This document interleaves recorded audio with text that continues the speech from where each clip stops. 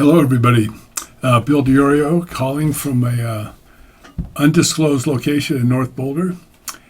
This little video falls into issue number one, the role of state government, which in this case I'm talking about the role of state government in assuring secure and trustworthy elections, and focusing on what I see as the inadequacies of the surveillance at the remote drop boxes. That's just one small area where real improvements ought to be made.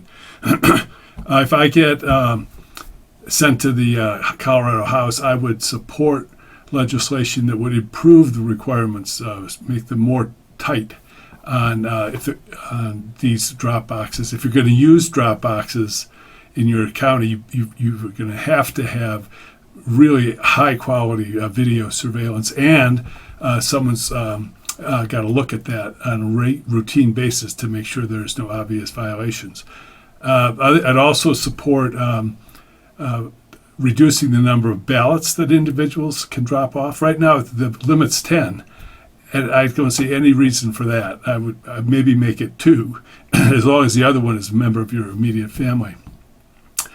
And there's a lot of things I would do. I would make it, in order to get a driver's license in Colorado, I would require the proof of citizenship, and especially to register to vote, to just allow people to self-attest to their citizenship is, like, I would call it naive. So thanks a lot. I hope you enjoy the video, and let me know if you have any comments. Thanks a lot.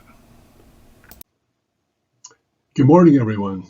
So this video is going to be a recapitulation of the information I put together on the remote ballot boxes starting in August of 2022, when I was running for House District 10 seat the first time.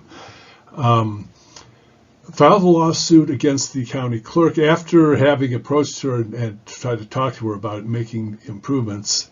The lawsuit basically was under Section 113 of the Colorado Revised Statutes, which says that a candidate or a party official, or I think even a citizen who alleges that an election official is failing in their duty to enforce the law, can request a hearing from the district court.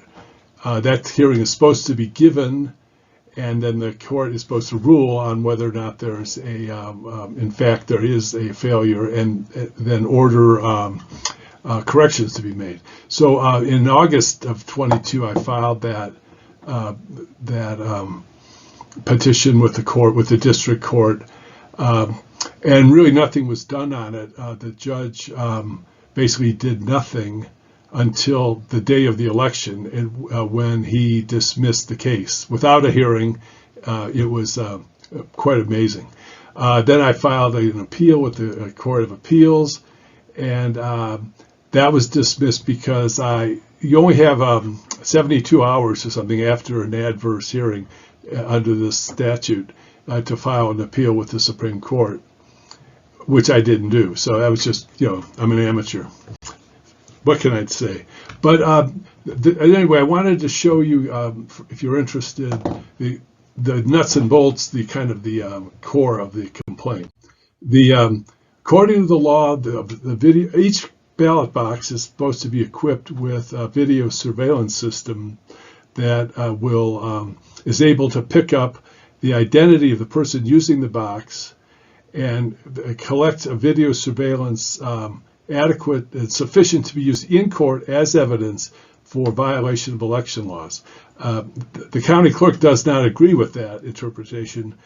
She believes that the only reason for having video surveillance is to gather evidence in case somebody vandalizes the box, sets fire to it, blows it up, whatever, and that she doesn't believe it has any role in enforcing the election laws. And of course, the election laws, the primary election law that it's aimed at is anti-ballot box stuffing. The law says nobody's allowed to collect for the entire election more than 10 ballots, which I think is way too many, but nonetheless, that's what the law says. So the clerk should be surveilling their boxes to make sure that nobody's going around and depositing multiple ballots, either in one box or in a series of boxes. But they really can't do that. Here's some examples of what we were dealing with.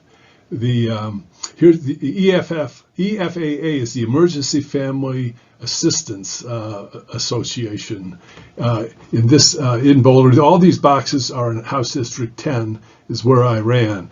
This is actually one of the better boxes. The camera's mounted in a place where it can pretty much see the person, but it's mounted 8 or 10 feet above the ground, and it's so high that you'll notice you're looking down on the faces, and so the people with hats, you can't see them at all, and that's good. It's not good enough. Also notice you cannot see what they're putting into the slot. The slot's down here, and you see his hand, but you can't really tell what this person's depositing, which defeats the purpose of the surveillance.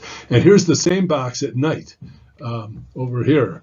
And so you can see a boy on a bicycle, but that's it. The lighting is totally inadequate.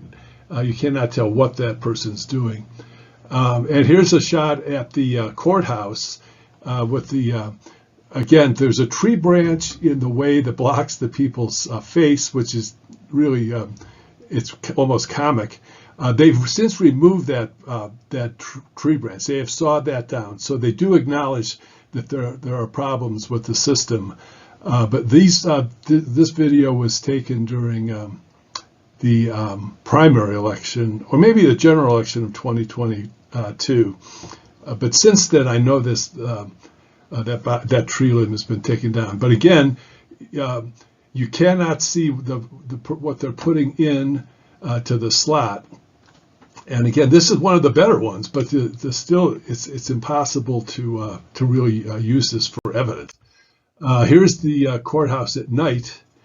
Again, the infamous tree limb, poor lighting. And now this person here, you can't tell, but he's got like a deck of cards. He's got probably 15, 20 ballots in his hands. He's fanning them out, and this person over here is taking his picture. And you wonder, what is this, like a souvenir of having voted? To me, it's very suspicious.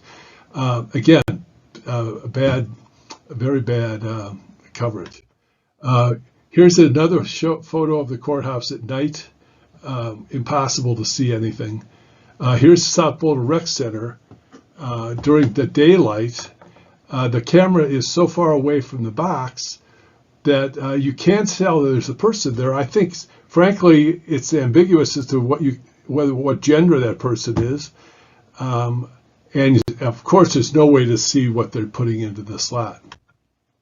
Here at the county clerk's office, this shows the drop box. A lot of people, this is one of the major places where people drop off ballots from their cars, and you see the camera is the car is between the drop box and the camera. So as you can see over here, when a car is at the box, the camera can only see the passenger side of the vehicle and cannot see anything about what's going on, who's driving the car, what they're putting into the box. It's kind of silly. Okay, here is the mental health center up on Broadway. Again, it's the same deal. The box is too far away. It's elevated. It's behind the drop box. The camera is behind the drop box. You cannot see the slot. And at night, it's just like something out of a mystery movie. Fairly useless. At the UMC, which is this is a favorite place with students dropping off their ballot boxes. It's so far. The camera is mounted so far away. Here's the drop box right there, and there's a woman at it, but there's just no way you could tell what they were doing. Here's that drop box at night. There's a crowd of people there, but again, it's fairly useless. Now they did make here's another one where they made improvements. They zoomed the camera in, so you do get you get a better view of the box, but it is not adequate to really see who that is. Could you identify that person? And you have a hard time, even though this camera, you can't see the drop slot, which is good, but I don't think you could ever tell what anyone was depositing. Here's Williams Village. The camera is mounted on the roof of the Williams Village tower. I don't know if it's on the roof or it's high up on the building, but you can see the orange arrow is right over the drop box. And you couldn't tell by looking at it that it's there. If you didn't know it was there, you would not know. Here's a shot at night of a car at the drop box. Actually, you can see the drop box shows up better in this view than during the daytime. But again, you can see there's a car there. You can't tell what's going on. All of these things are very, very poor. Avery Brewing. Here's one of my favorites. This was showed up early morning. Two people came up, and I can post a video of this, but they were there for a minute or two with flashlights and tools poking around the box. I have no idea who these people were. They did not appear. They weren't driving a county car. I didn't see any ID tags on them, so I just do not know what they were doing. I sent a copy of this to the clerk's office. They never responded. So again, and here's the same box during the daytime where a guy in a yellow vest, he's holding, again, a stack full of ballots in his left hand, and he's photographing himself with his right hand. Who is this person? How many ballots? To me, that looks like a violation, or a possible violation of the election law. So the conclusion that I drew on this, and I have no reason to change it, is that no reasonable person could say that these videos shown above would allow the persons using the boxes to be identified in a way that's suitable as evidence in court. And none of these videos show the drop slots clearly enough to determine what's being inserted into the slots or how many ballots are being inserted. These cameras and lights need to be upgraded in order to comply with the statutes and rules discussed above. So since having done this, we have identified a company in Golden that makes totally solar-powered cameras that can be mounted virtually anywhere, and then transmit their videos via cell phone, and actually can put that up on the cloud so anyone can look at it. So the cameras could be mounted in the ideal location, and maybe more than one could be mounted in such a way that they're close enough and with good enough lighting that you can identify both the face of the person and what they're putting in. We've asked the county clerk to investigate this, meet with the people who the representatives for this company. To date, I don't believe they have, but we think this would be a good potential solution. I mean, Boulder always brags about the fact that they are the gold standard in election security, and we're thinking that, well, if they really are, then the county commissioner should make these improvements and set up a system where there is much improved security on these drop boxes. That's definitely in the public interest, and just there's so much election anxiety that anything that governments can do to improve the confidence of the people in the validity of the election is worthwhile doing. So that's what we have on that, and I'll post some more videos of some of the better examples of these things in real time. So Thanks very much, and I hope that you found this useful.